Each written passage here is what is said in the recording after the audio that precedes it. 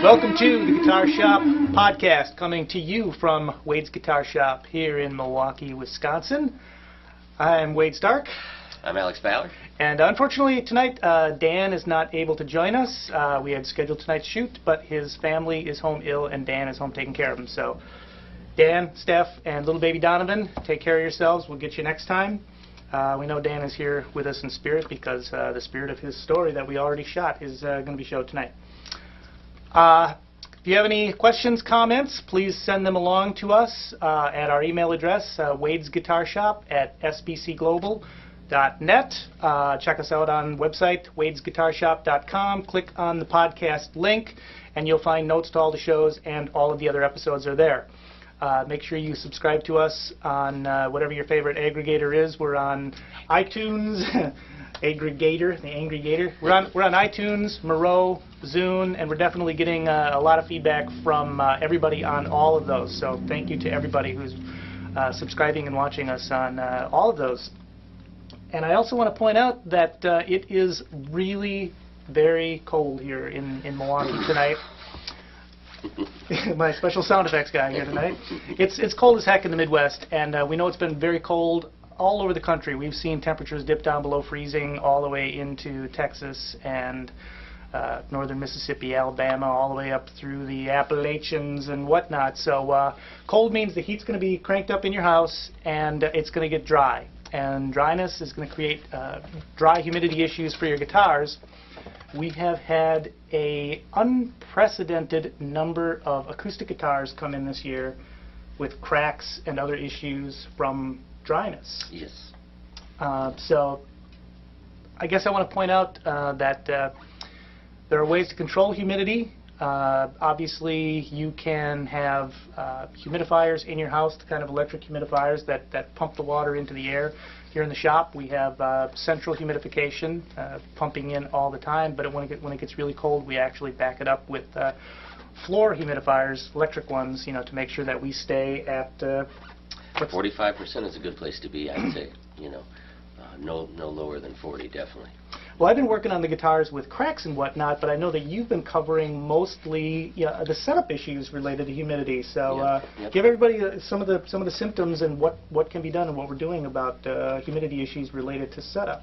Yeah, it's funny that you just said how frequently it's been happening, because I've gone from just bring it in and giving an extensive looking it over extensively and sort of saying, here's what's going on with it, to just taking a phone call and go, D28, string stuck to the fretboard, yeah, humidify it, bye. Yeah, but literally, I mean, it's telltale when the guitar gets below about 45%, it starts to shrink, essentially. And the common things that we kind of see are behind the bridge, maybe a bellying up right behind the bridge, sometimes some dipping on the other side of the bellying. Then in front of the bridge will sort of tilt forward, and by the sound hole it will also sort of dip there, brings the strings down, the action starts to buzz, and so on. If you're real lucky, back behind the bridge where the two seams meet, we've seen a lot of cracking there. Sometimes it won't even crack right on the seam, it'll be right next to it, but essentially those two pieces of wood are just stressed, and then pop. As Wade pointed out. Yeah, the soundboard on a guitar is what they call book matched. basically a big piece of spruce is sawn that way and opened up like a book, so there's a seam right in the middle on acoustic guitars, and when it gets really dry, that's generally where you get the separation when you get that type of, that extreme dryness and when they actually crack. We're just as commonly seeing just extreme setup problems, but it's about 50-50 this year with seam cracks, top cracks, things Neck just related. shrinkage. Oh yeah. Frets poking out off the edge of the fingerboard from dryness too. Your fingerboard shrinks, and of course frets being metal, they're not shrinking with the dryness. So as the fingerboard shrinks a little bit, those fret ends are poking out. So if you feel those sharp ends on the neck. Same deal there with electrics. People have been coming in with electrics with the frets poking out, and a lot of times electric guys who've had guitars for years have been immune to the whole, or felt like they're immune to the whole humidity issue. But when it gets as dry as it has been here, so it's a good idea to keep your electric guitars under humidity as well. But acoustics are kind of the ones that do the violent shrinking and so on. Well, I mean, anecdotally, we have customers who will say, I never humidify my guitar, I've never had a problem, I've never gotten a crack, it never shrinks. But really, it is anecdotally. I mean, these are stories that are much more rare, that people who have gotten away with it.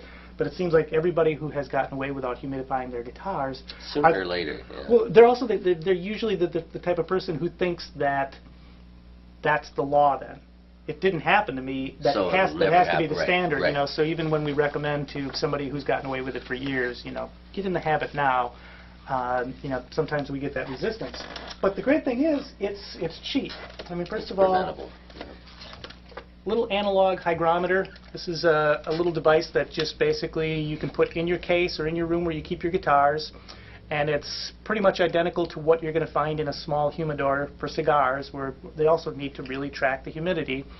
And it will pretty accurately tell you, and if you're concerned with the accuracy, what you can actually do, like when we sell these, is we calibrate it to the store, because we've really tracked our humidity over the years to make sure that all of our hygrometers in the store are reading accurately, so we can actually kind of adjust it and preset this for you to make sure that it's giving you an accurate reading. Because we also sometimes get people who say, well, I have a humidity gauge in my house and it says 70%, but my guitars are drying and shrinking. Well, the logic then is your hygrometer is not working. Or it's 70% in that room and 30% in this room. Another big misconception is basements. Basements can be real humid in the summer, and they go, oh, I keep my guitar in the basement. But in the opposite happens. Because they're so porous, basements get very humid in the summer, but in the wintertime, sometimes they're very dry with the furnace down there kicking. They're like, oh, I keep them in the basement, and it's like, that can shrink it too. So. Well, speaking of misconceptions, then.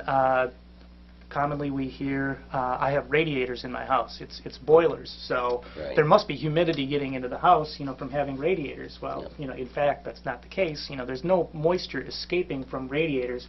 If you have a boiler system and water radiators, there's not steam pouring out in all of your rooms or these great little saunas. The humidity is kept inside of that system. That's a closed system. And it's the heat that's killing the humidity. I mean, it's that heat that is drying out the air in your house. So if it's cold and your heat is cranked up, guaranteed it's dry in your house. Well, here's the little miracle cure that is cheap, bargain basement. These are just passive humidifiers that you can use inside of a guitar. This is a style called a dampet, which is basically just a sponge inside of a sheet of surgical tubing with tiny little holes on it. And you soak this in water and wring out the excess so it doesn't drip. And you keep it tucked down inside the sound hole of your acoustic guitar, and a little clip here to catch on the strings. And as the moisture evaporates out of here, it stays inside the body of your guitar. Great little device. This one from Kaiser does the same thing, but this one happens to be a sound hole plug. So you wet this one, again, wring it out so it doesn't drip, and you just cork up the sound hole, and it'll keep all the humidity inside the body of your guitar. And when you live in a climate like we do here in Wisconsin, when it's below 10, 15 degrees, and particularly when it's below zero and your heat's really cranked up, sometimes the directions on these little humidifiers will say to re-wet them every 3 or 4 days. Do it every day, or just pull them out every day and feel if it's still soaking wet, because you can't hurt to keep re-wetting it every day, and that would guarantee that it's charged to the maximum. Exactly. I've even had people come in and go, well, I'm using this thing, and it's just dry as a bone, you know. And I'm like, do you fill it with water? And they're like, oh, that's how that works. You know, it's like the instructions are on the back. You know. But I did in November. I did that last season. Yeah, it's just frustrating for me, just because you know you have people who spend from $100 to $8,000 or more. You know, I mean, we've sold some pretty expensive acoustics over the years, and it's just frustrating because it's just so easy. I mean, it's not real easy, but I mean, it's something that you just got to do with an acoustic, and you spend all this money on an acoustic, and you just have to spend a little time and a little bit of money, and go to the hardware store, get a humidifier or a hygrometer, or go to your music store, get a similar device, and I don't. Well, it's like brushing and flossing. You take care of your teeth, they're gonna last. So yeah, exactly. if you got an acoustic guitar, take care of it. Humidify if you live in an environment where your heat's cranked up constantly in the winter, right. which is these days, half or more of the country, and everyone in Canada, and if we go around the world, we're going to have to, we'll skip the map, and we can't identify all of our fans out there and where you live, whether or not you need them, but if you've got a heater in your house and it's cranked up, better to be safe than sorry. Yeah. We'll take a quick look now at viewer mail, which I've tucked away up here. In our mailbox, apparently. in the mailbox. Wait, I requisitioned a mailbox for the podcast. Yes, first letter today is, actually I'm going to give a shout out to Andy Bazuska at the law firm of D&K here in Milwaukee, who we found out is a huge fan, and he's kind of a friend of the technical crew here. So Andy, I don't know what the law signs are, but or it's something, but what's the thing? Yeah, that's awesome. And our first letter here is from Sean, and it's kind of a long one. I'll try and keep this to the point here. I hope that it's okay that I email you at this email address concerning your podcast. I subscribe through the Zune site. In short, I love you guys. My job is in South. You too, man. My job is in South Korea, and this was sent to us when we kind of gave a shout out to people around the world to let us know where you are and that you're watching the podcast. My job is in South Korea, and I crave just hearing authentic English. Talk about guitars, even better. 감사합니다. 안녕하세요. What did you just say? Thank you very much, and how are you, or something like that. You'll have to email me back and tell me restaurant? Did you used to work in a Korean restaurant? No, but just picked up a little Korean along the way. Oh, yeah, awesome. No. Guys, it is truly guitar hell here, and I'm sorry about that. They send the nice Korean guitars to the U.S. Oh, they sell the rest here for a princely sum. There are several good things about playing guitar here. First, not everybody plays better than me. I came from a small town near Nashville where people train their dogs to play guitar. Naturally, I was quite reluctant to learn to play. Also, there is nothing to do, so I practice constantly. So, can I ask you two questions? First, there is no guitar shop anywhere, so how does one clean and moisturize one's fretboard? I have a Taylor 710, and I think more of it than a lot of people that I know, so I am hesitant to apply the wrong juice to my sweetheart. Secondly, I have always wanted an electric guitar. I only have room for one. I won't be able to mod or customize it, and that's too bad, because you know how we love we love the mod, yes. And it has everything to do, it has to do everything I need for my electric tendencies, which range from Jerry Garcia to Carlos Santana. In short, what do you think of the new EDH Wolfgang? So you want an international email? Here it is. I really deeply appreciate all of your efforts in podcasting. I've listened to every podcast on Zune, and yours is by far the best. That's very nice to hear. Thank you, Sean. I've learned so much. Take care and keep those podcasts coming. I mean, that's a really great letter from Sean. And what can he do for his fingerboard? We kind of touched on this somewhat in Guitar Shop 101, but you want to kind of give him a refresher and everybody out there how we take care of a fingerboard. When you make Korean bulgogi, use sesame oil. So you should be able to find sesame oil anywhere. What you want to do? No, don't use sesame oil. Do you like Teflon wax or ooh, dog. Cast iron, right? Cast iron all the way. Iron. We use lemon oil. I think you can find it at any hardware store. Hopefully, even in Korea, they probably have hardware stores, I assume. And I think the lemon oil that we use is there anything in particular about it? Well, it's Homer Formby's lemon oil treatment, which does have a mild cleaning agent in it too. We also have on occasion used Kaiser lemon oil. Any of the lemon oil products are actually pretty good. You can use Rocha. It's a company called Rocha fingerboard oil, which is something that Martin uses in the factory. I have on occasion used a very fine boiled linseed oil, which is really good too. Okay. And the great thing about any of these oils is on a bare rosewood or ebony fingerboard, you're generally only oiling your fingerboard probably once a year. So don't worry that you haven't gotten the absolute perfect product. If it is in this category of lemon oil, refined boiled linseed oil, like a real thin, not that real thick stuff that you might use for certain types of oil painting, but a very thin boiled linseed oil, or the Rocha fingerboard oil, you're probably only going to be using it once a year or so. So put it on there generously, wipe off the excess, and you're good to go. Yep. We do use a 4/0 steel wool too, as we showed in that episode. Yeah, if you get a lot of skin buildup or dirt and stuff, what we use is 4/0 steel wool, which is 4 O's, which is a very, very fine steel wool. Sometimes people are concerned that it scratched the fretboard. We're talking ebony and rosewood only. You don't use it on a lacquered maple board, nor do you use the oil. But what we do on a rosewood or an ebony board is just, if there's a lot of buildup, is just go over the surface of it with some 4/0. I usually just blow it off, as opposed to like wiping it off, but just kind of blow it off. And then I just put a little bead of lemon oil down, a thin bead of lemon oil down the whole fretboard, and then just quickly work it in with either a chamois or, I use a paper towel actually, just because, you end up with all these oil rags around here anyway. I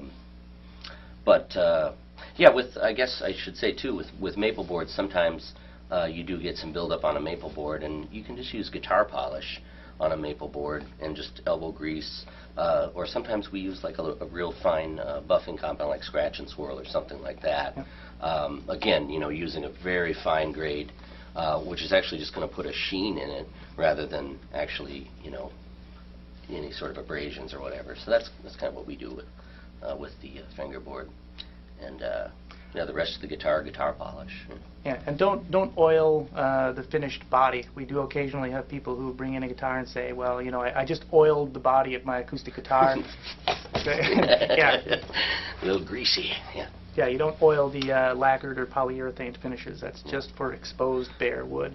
Yeah, and I guess when in doubt, ask the manufacturer because there's a whole bunch of furniture polishes and strange things that people come in having, braised their guitar in almond oil or something. I don't know, So yeah, just stick with the guitar-oriented products. Like I said, the lemon oil you could get at hardware stores too. But didn't we have a customer who spilled their bottle of fingerboard oil and it ran inside the sound hole of their acoustic, so they poured the whole thing in there and just sloshed the whole inside of their acoustic guitar. I don't remember that one, but it sounds like par for the course. It was, I think it was the sweetest smelling and warmest playing acoustic guitar. Very warm tone. What about his second question was about the EVH Wolfgang, which I think we've had one or two come through for setup work or whatnot. Their Fender, I think, is making those. We'll have to do some post research or whatever. But my understanding, I think, is that Fender is now working with Eddie Van Halen, and I know they're doing the amps. I think they're doing the guitars. So I think there's a new. He may be talking about the new. I think that probably is. Yeah. Well, from my experience, anything that has been made, as a Van Halen product, he's quite the stickler for the quality. So I've never been disappointed by the quality of any of those. I would probably only say if it's your only electric, or for anybody out there who's going to have just one electric guitar, and it's got a Floyd Rose locking tremolo system on it, beware. They're temperamental, and they are a labor of love. It will take a great deal of training to. The Floyd Rose is, you're going to have to learn how to take it apart and put it back together. Zen in the art of the Floyd Rose. That said, like you said, they're awesome. If you're going to do a lot of aggressive vibrato, it's a great system. But definitely cozy up to the guitar repair manual on that one. Cool. And that was Sean, Sean in South Korea. And Sean sent us a couple of really cool pictures, too. So I'm going to put these pictures up right now, and you can take a look at these shots of where he lives in South Korea. So we'll have those on here right now. And it's, I mean, beautiful, beautiful snapshots. So thank you, Sean. Send us some kimchi. And send us your guitar, and we'll mod it for you if you can afford the shipping. We're going to jump now to your story, Alex. You got a product here that you did a little demo.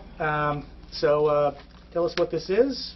Okay, well, I guess first I should admit that I have a rather excessive pedal board issue. I have quite a few guitar pedals going into this amplifier I have.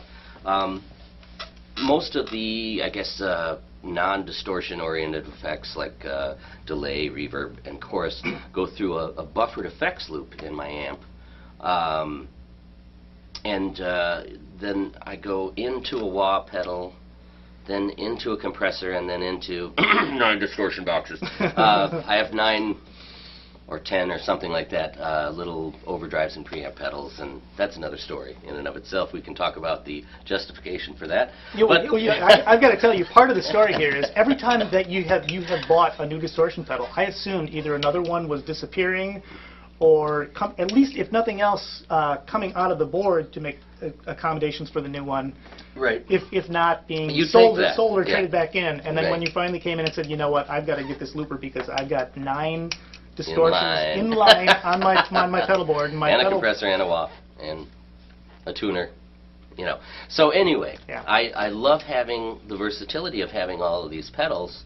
But you know, sometimes you just go, geez, I wonder, you know. And then I also have a rather, when I used to tour a lot, I just had a big old snake that plugs in all the loops and the switches and all that. And then I just, you know, I use a 18 to 25 foot cable out of the pedal board. At any rate, it's a lot of stuff, and a lot of people talk about, you know, loading the signal, and of course we had that previous podcast on cables. So anyway, Keeley Electronics makes this little thing called the bypass looper, and essentially it has you plug your guitar in here, and then you go out here to your amplifier. Then I believe you go out of here into your distortion boxes and wah pedals and compressors, and then it returns it back here. And then you can switch between going directly into your amp or directly into the, you know, in this case, all of these distortion devices. So anyway, it's, you know, a very small, very clean, very simple device. We actually talked to one of the designers of Keeley today, or one of the tech people, about the device, and we took a look inside as well. It's just a very clean piece of machinery, quite beautiful actually on the inside. Yes, good job, guys at Keeley. Also, I guess I should say there was a fire there, so glad you guys are back up and running. Keeley's back up and running and at full speed apparently. Yeah, so, buy your Keeley stuff. Help keep them going. They had a fire back in January. It's really good stuff. Yeah. So I took this home for the weekend, and I said to myself, well, I'm going to plug this in, and you know, if it does something for me, great. You know, if it doesn't, then, you know, no muss, no fuss. I'll bring it back and, you know, give it a strong endorsement. No, I'm just kidding. But I took it home, and honestly, I literally thought I was going to switch between directly going into my amp and going into my pedals and just sort of experience, oh, maybe just a little high-end loss, or, you know, just a little treble maybe would disappear, if anything. I really thought I wasn't going to hear much at all. And I just was floored. I was just blown away. I switched over to my pedals, and 20 dB of my signal disappeared. I lost, you know, 20% of my signal. Well, in 30 words or less, then set up what setup you do for the demo here, and let's take a look at it. Oh, okay. We just plugged it into just to kind of to really, I guess, get the point across. I plugged in directly into a deluxe reverb amp with a Strat. With about 16 feet of cable, just like an 8-footer going into here and an 8-footer coming out, going to the amp. And then I actually went into a 50-foot cable, out of the 50-foot cable into a Danelectro Cool Cat pedal board which all the pedals are true bypass, not outrageously expensive pedals. Then I went back into a tuner pedal, which I also believe is true bypass, and then into another 50 feet of cable. And that's how we did it. Let's take a look at it.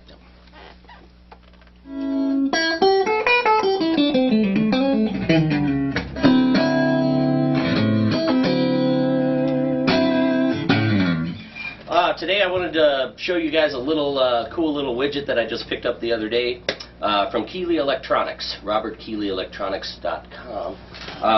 It's a little guy over here that he calls the bypass loop. And basically what it does is my guitar is plugged directly into this device, and then I'm going directly out of this device into this deluxe reverb amp with just a few feet of cable.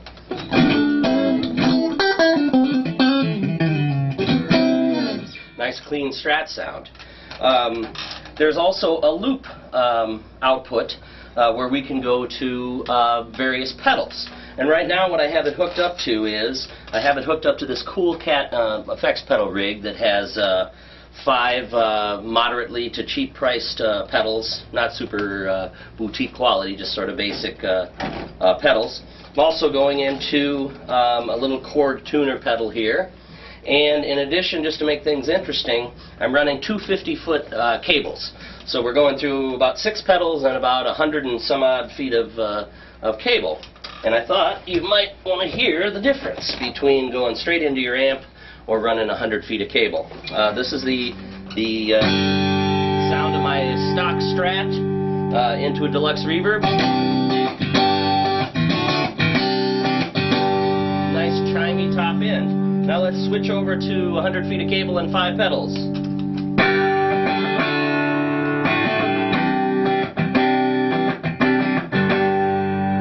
Want to hear that again? Here's without it.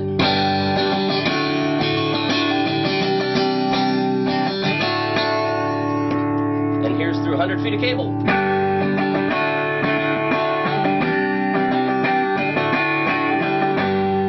Not only does it sound a little bit more muffled, but it feels a little bit less dynamic, a little bit more like I'm straining to play.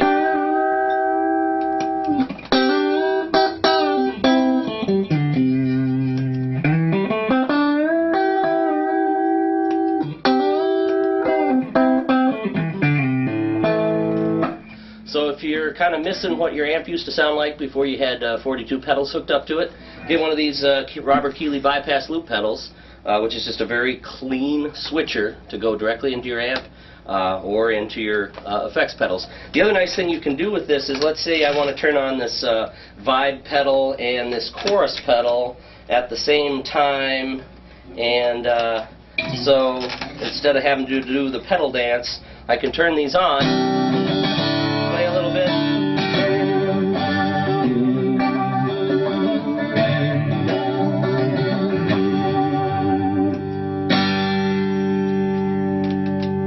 Or any other combination of pedals.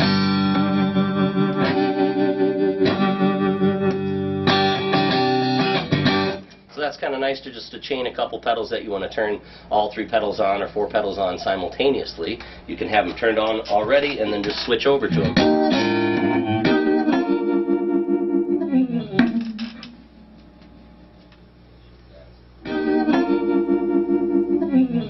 All right, there we go. So, you obviously wanted to accentuate the extreme of somebody's pedal board setup, and that Right. is, you know, with the 50 feet of cable on each end, like when we did the cable show, we know that there is capacitance, you know, within every cable, so there's a Right. certain amount of frequency lost which seems to be accentuated at much longer distances. So as we noticed when we were demoing, you know, 15, 18, 20-foot cables, you know, it was almost a moot point. Right. But when you're talking about runs of 100 feet of cable and a pedal board, that's what we saw That's there. That an amount of example of frequency it. loss It's was pretty just amazing. insane. Yeah, and after we did some more experimenting with this too, and did a shorter run with, you know, maybe. I think we went 10 foot in and 6 foot out of the pedal board, so just 16 feet plus the pedal board. Yeah, about the same length of cable, but adding the pedals. And there was significant, not as much, but significant high-end loss, definitely. And also, there's a feel difference. You lose some dynamics, too. When you go straight into the amp, it's just alive and very dynamic.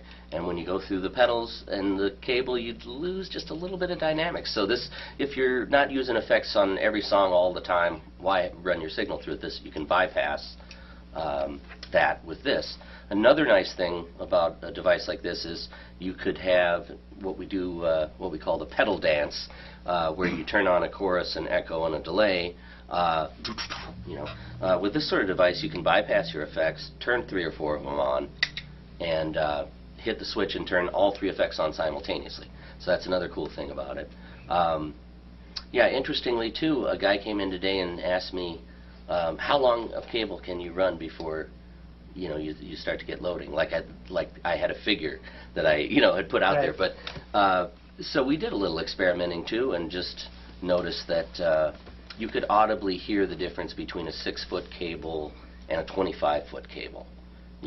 So but it was difficult to hear the difference between, and these are all the same cables, difficult to hear between 6 feet and 18 feet. It was audible, but difficult. So definitely, as you get into about an 18-foot range, you're going to start to have some capacitance. And well, I would be really curious to find out exactly how much is lost in the pedal board and the connecting cables and the true bypass. I mean, even with true bypass, it's a switch that's allowing true bypass, and the contacts in a switch are very different from the core in the center of a high-quality shielded instrument cable. Yeah. So I mean, I would bet you that a great deal of the capacitance, and therefore the tone loss is occurring within the pedal board and the connector cables. Sure. Yeah. And I mean, most people don't. I mean, some people have all true bypass pedals, and some people have buffered pedals. Some people don't even know. I like having a buffered pedal at the end of a multitude of pedals, because it's attempting to sort of correct for some of that lossage, But anyway, it's just it's a cool piece. Well, I have another viewer letter here which ties into the demo that you just did. And this is from Don, and Don calls himself the Guitar Noob, and I hope it's just kind of a nickname, and maybe he is just an absolute noob, but good of you to call yourself that if you're proud enough to know that you are. When's the next podcast going to be out? Well, it's out right now. Tomorrow. Wait, no, you're right now. You're watching it. I just listened to the Cable Guy episode. Great to hear that regular affordable cables are as good as the more expensive ones, and that's expensive. Gotcha. Review idea: do a review on the budget-priced Danelectro Cool Cat series of pedals. $29 pedals. Are they any good? So, since we just kind of actually started getting into these and are seeing, and this is pretty cool, that across the board there are companies coming out now with under $50 pedals, and in many cases under $25 pedals that are pretty amazing. So, and I know that you are definitely on board with some of these cheap pedals and the features that they offer. So. Cheap pedals are my middle name. Yeah. No, just kidding. So give us a little bit of your take on some of these cheap pedals. Okay. Well, the Cool Cat series is the one. It's a company called Danelectro, of course, made the groovy guitars for Sears back in the day. Danelectro. Yeah, right. Yes, but this is sort of their, the modern Danelectro. They've made a number of different, or at least a couple different series of pedals, and this is the latest one called the Cool Cat series. And there's, there's a tremolo, a chorus. Probably 4 or 5 different overdrive devices, like a vibrato pedal. But the cool thing about these is they're much better quality than a lot of the stuff they've done in the past. The switches are pretty darn good. If you can do an up close here, the jacks are actually quite heavy duty and metal, which is always nice to see. There's a lot of times plastic jacks. In fact, this is the last series of Danelectro pedals. And this pedal here is also a very, very cool pedal, which I'll get into in a second here. But as you can see, this has plastic jacks that are mounted on the circuit board. Not as high quality, still fine, if you put it in a pedal board and don't, whip it into a gym bag and throw it across the room and so on. But this is a much higher quality. But cheap, right? Yeah. These are Yeah, like this 15 bucks or something like that, right? Well, not this one. This one's actually $39, Oh. so it's still on the cheaper side of things. But you know, some of these in this series get pretty cheap. I don't know if they get. There's another series after this that get down to like 15 bucks, and those are similar too with the plastic jacks and so on. This is like I used to just call it the lunch counter series because Right. it's the tuna melt, the right, French right. toast, you know. So they have all these crazy names.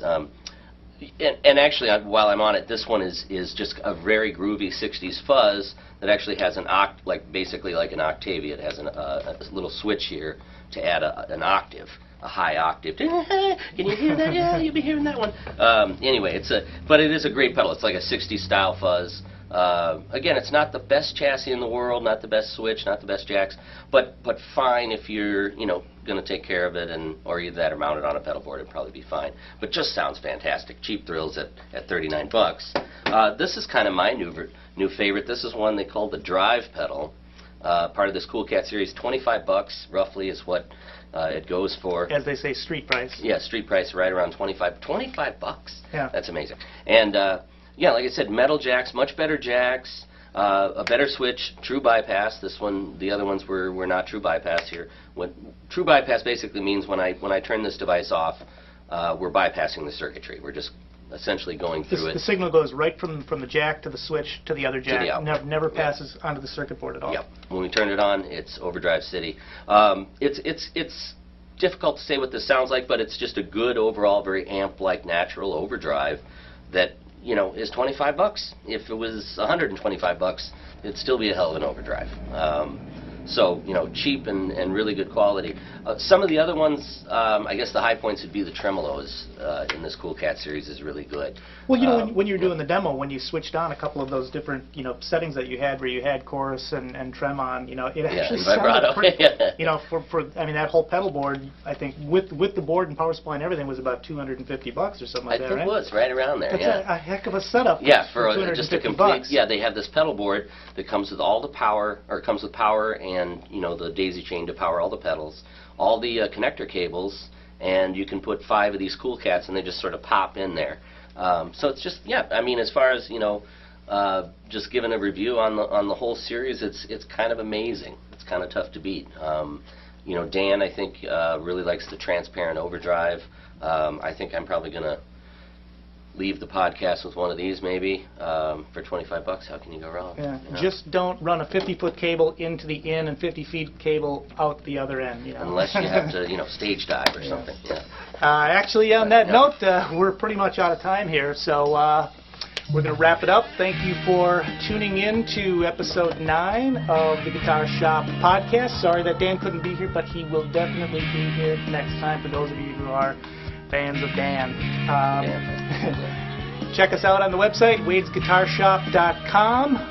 Please send us email feedback, questions. We love it. The email address is wadesguitarshop@sbcglobal.net.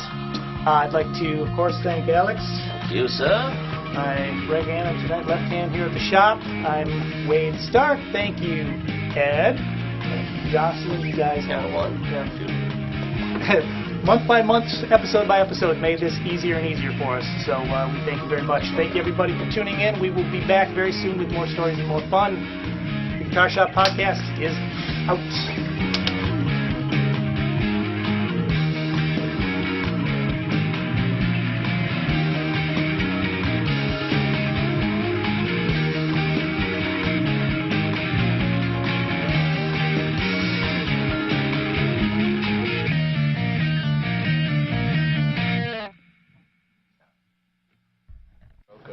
Sonic maximizer. They put it on 10 and broke the knob off. Yep.